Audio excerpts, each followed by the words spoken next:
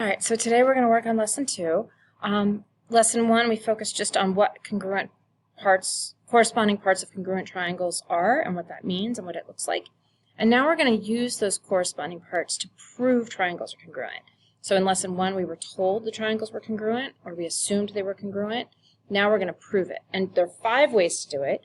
Today we're looking at 2 of those 5 ways. We're looking at side, side, side, SSS, and side, angle, side, SAS. So, side, side, side. If 3 sides of one triangle are congruent to the 3 sides of the other triangle, then the triangles are congruent. So, one thing I've learned because of my little visual issue is I redraw my triangle so it's kind of oriented the same way, right? So I kind of take it and I redraw it. Back in the day with paper, you would just cut the triangle out and then turn the triangle paper, but you can't do that anymore because everything's on a computer. All right. So if you look, BC is congruent to TH because they have the same mark, right? BC has 1 tick mark on it. TH has 1 tick mark on it. AC has 2 tick marks, and TR has 2 tick marks, so they're congruent.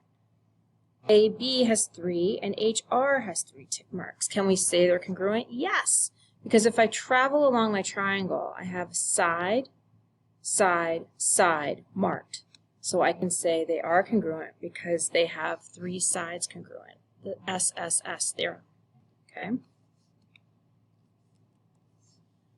So now we're going to look at this. Let's see if we can prove this one is congruent. Well, I have this side marked with 1 tick mark and this side marked with 1 tick mark, AB and CD, but I don't have a third piece marked. So let's see what happens here.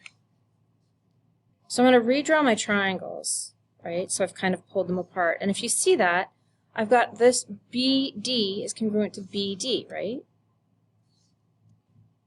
So AD is congruent to BC, they each have 1 tick mark.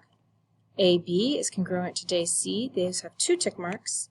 And BD is congruent to BD because of the reflexive property, because you're equal to yourself. It's just the way they are. Are they congruent? Yes.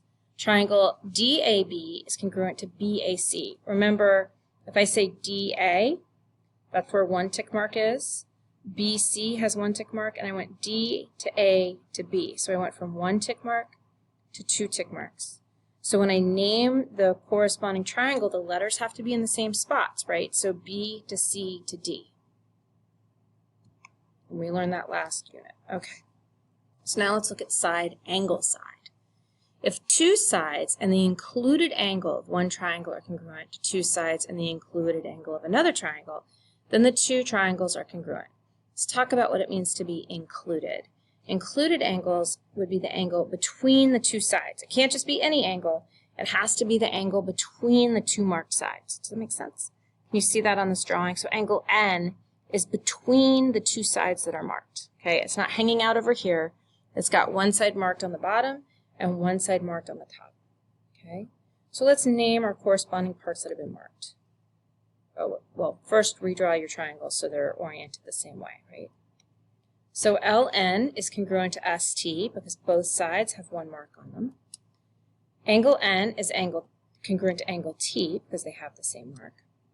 And NM is congruent to TR. The sides have the same mark.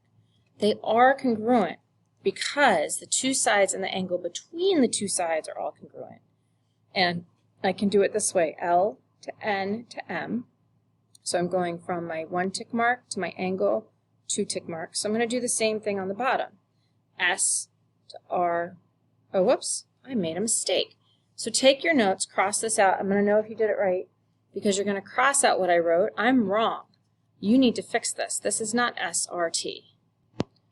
So like I said, cross off SRT, and you should have, and write STR in its place. And I'll know that you guys listened to what I said because the SRT will be crossed off. Okay? Yes, I will be checking. Okay. So now let's look at this. Let's redraw our triangle so that the 2 parts are separated. Okay? Whoops, I made a mistake on this one. What do you remember about alternate interior angles and parallel lines? Let's go back a unit, let's go back 2 units to unit 3 and see how JK and HI are marked as congruent. So these are alternate interior angles, right? And alternate interior angles are congruent, so I mark those as congruent. I know that IJ is congruent to IJ because it's reflexive. So now if I look, I have a side, HI, an angle, and a side, IJ. I have a side, JK, an angle, and a side, IJ, right? So HI is congruent to JK, because that's what we told you. JI is congruent to JI, that's the reflexive property. No, duh, you're equal to yourself. An angle HIJ